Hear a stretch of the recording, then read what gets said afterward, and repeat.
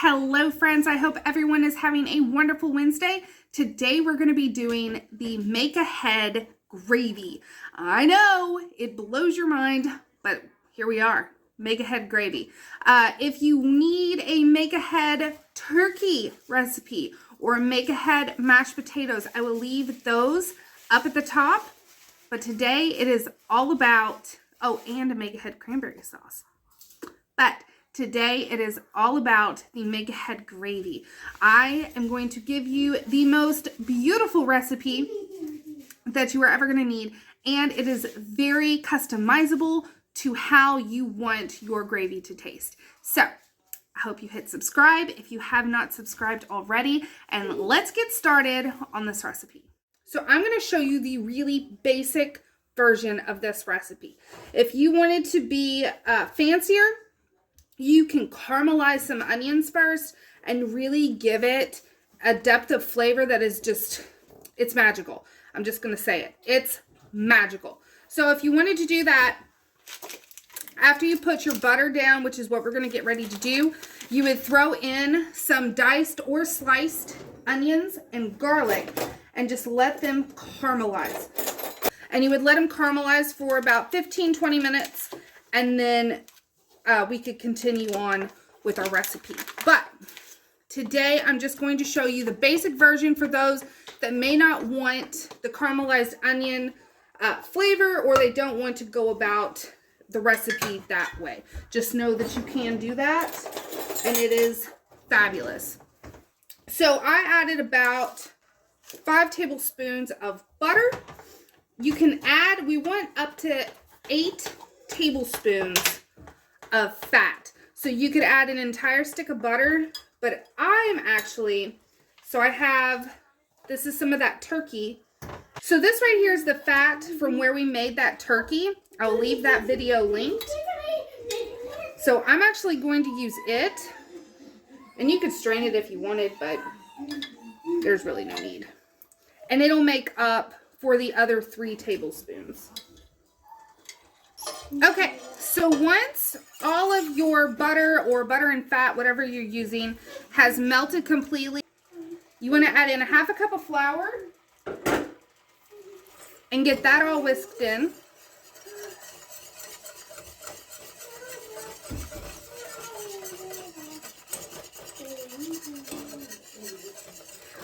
And then this next step depends on what you have on hand. So if you were making this day of, or you made your turkey in advance, then you could just use all those drippings. I have a little over 3 cups here, and that was just from cooking the turkey. Or if you're wanting to make this about a week in advance, then just use a really good chicken stock or turkey stock. So once all of that is dissolved, look at how gelatinous. It doesn't even want to come out. Do we see this? This is just amazing.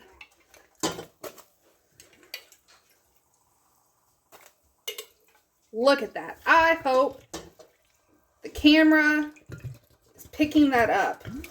That, guys, that's good stock.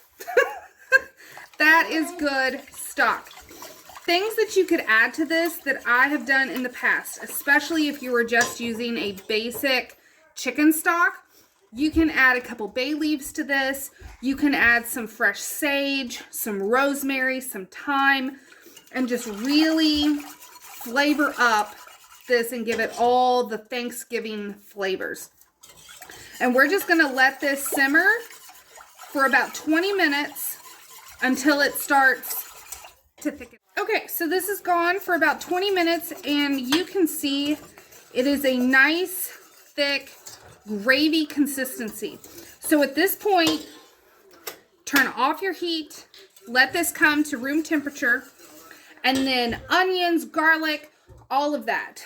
The only thing you need to take out would be if you were using whole herbs versus chopping them, and the bay leaves. Because sometimes I'll just throw the sprigs in and then pluck them out. But if you chopped them and put them in, then obviously you don't have to worry about that. But take out the bay leaves, let it come to room temperature, and then this can then go into the fridge and chill out until the day you want to use it. Okay, so let's talk day of. You're ready to use your make-ahead base. Get it out of the fridge. You've just cooked your turkey. It's in its roasting pan. What you're wanting to do is remove the turkey, obviously. So we remove the turkey out of the roasting pan. And then you want to pour on that hot roasting pan a cup of white wine. If you don't want to use wine, all the alcohol cooks out. But if you still don't want to use wine, you can always just use stock, whether that be turkey, chicken, whatever. But you want a cup of it, and then start scraping that roasting pan to get all those yummy bits off. That's what you see, the bits that are in this, that's from where I cook the turkey and I use the drippings. So deglaze it with your cup of wine or stock, and then put everything into a pot with your gravy base and let everything just sort of come together. And the way it works so well is if you've ever reheated gravy, or you've, refrigerated gravy and brought it back out, it's real clumpy and lumpy and just does not look appetizing. This is going to do the same exact thing.